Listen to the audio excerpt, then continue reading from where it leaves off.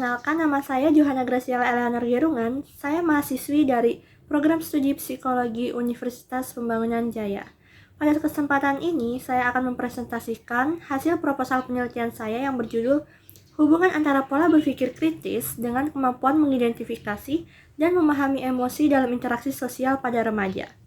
Penelitian ini saya buat sebagai bentuk kontribusi untuk memahami bagaimana kemampuan berpikir kritis dapat mempengaruhi keterampilan sosial emosional remaja, khususnya dalam mengenali dan memahami emosi dalam pergaulan sehari-hari. Terutama proposal ini juga dibuat karena adanya pengumpulan proyek UAS dari mata kuliah dasar logika matematika. Berikut adalah proposal yang saya buat. Pertama, di sini ada judul, lalu di bawahnya ada daftar isi. Lanjut ada bab 1. Nah, pada bab 1 ini saya membahas latar belakang masalah. Masa remaja adalah masa penuh perubahan yang menuntut kemampuan adaptasi tinggi, terutama dalam aspek sosial dan emosionalnya. Banyak remaja mengalami kesulitan dalam mengenali perasaan sendiri maupun perasaan orang lain. Di sisi lain, berpikir kritis juga berperan penting dalam memproses informasi sosial secara objektif, namun pendekatan pendidikan saat ini belum banyak mengintegrasikan keduanya. Dari latar belakang ini, saya merumuskan 3 pertanyaan utama, yaitu bagaimana tingkat pola berpikir kritis pada remaja, bagaimana kemampuan remaja dalam mengenali dan memahami emosi, serta apakah ada hubungan antara keduanya. Lalu tujuan penelitian ini adalah untuk menjawab 3 pertanyaan tersebut, sekaligus memberikan manfaat teoritis dan praktis bagi pengembangan remaja. Selanjutnya, di bab 2 ada landasan teori.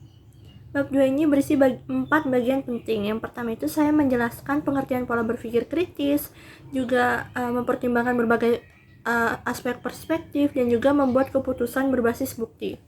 Lalu di bagian keduanya, saya membahas kemampuan mengidentifikasi dan memahami emosi. Di bagian ketiganya, saya membahas interaksi sosial pada remaja yang semakin kompleks seiring bertambahnya tekanan dari teman sebaya, akademik, maupun media sosial. Lalu yang keempat juga saya menghubungkan antara berpikir kritis dengan kemampuan memahami emosi. Keduanya itu saling melengkapi.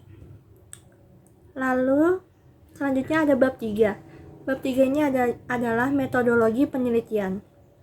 Di bab 3 ini saya menggunakan pendekatan kualitatif deskriptif dengan metode studi pustaka atau research study. Artinya, saya tidak melakukan survei langsung ke lapangan, melainkan menganalisis jurnal ilmiah yang sudah ada. Sumber utama data saya adalah jurnal dari Ramadhani tahun 2023 yang meneliti hubungan berpikir kritis dan kecerdasan emosional pada siswa SMA di Pontianak. Saya juga menggunakan teknik analisis isi untuk menggali makna dan hubungan antar variabel, serta menjaga keabsahan data dengan memilih jurnal terverifikasi dan membandingkannya dengan literatur lainnya. Selanjutnya ada bab 4, berisi hasil dan pembahasan.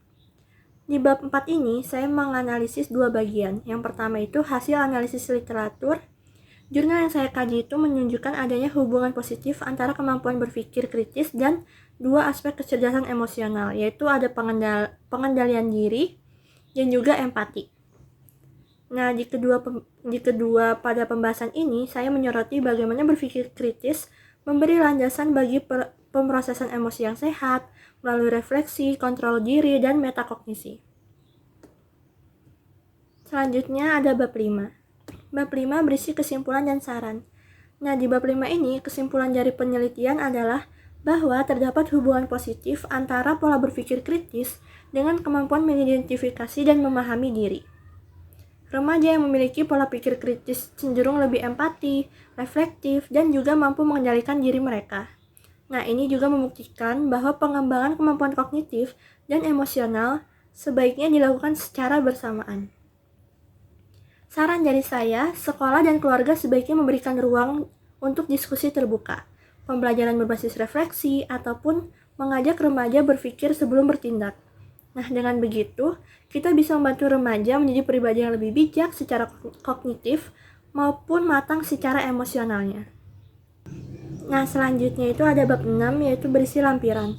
Di dalam lampiran dalam proposal ini berisi foto jurnal utama yang menjadi sumber data dalam studi pustaka, yaitu jurnal dari Ramadhani 2023. Lampiran ini bertujuan untuk memberikan bukti dan transparansi terhadap sumber rujukan utama yang saya gunakan dalam analisis penelitian.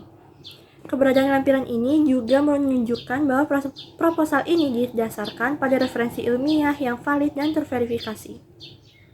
Selanjutnya yang terakhir ada daftar pustaka. Di sini berisi seluruh referensi yang saya gunakan dalam penyusunan proposal.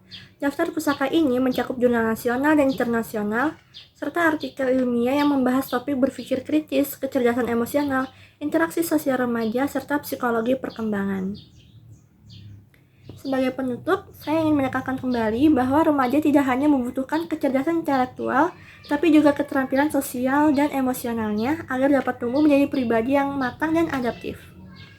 Melalui proposal ini, saya ingin menunjukkan bahwa kemampuan berpikir kritis dan kecerdasan emosional tidak berjalan sendiri-sendiri, tetapi saling berkaitan erat, terutama dalam membangun interaksi sosial yang sehat. Saya berharap proposal ini dapat memberikan gambaran awal yang berguna untuk penelitian lebih lanjut dan juga menjadi inspirasi bagi pengembangan pendidikan remaja yang lebih menyeluruh. Sekian dari saya, kurang lebihnya mohon maaf. Terima kasih atas perhatian dan kesempatannya.